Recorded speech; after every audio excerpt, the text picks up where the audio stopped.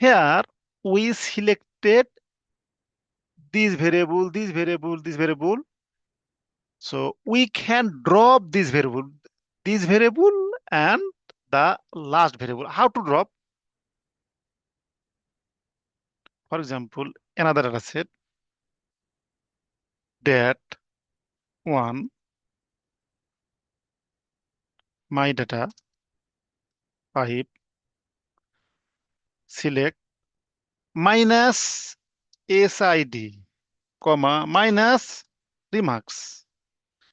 So we selected these variables and we drop these variables same. If we run, yes, we got that one. Yes, same variables. So we can drop unnecessary variable or we can select necessary variables. So we will use this.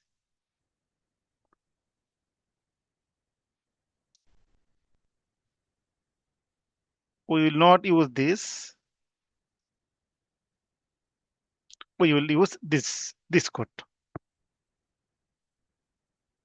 That means we will select some necessary variables.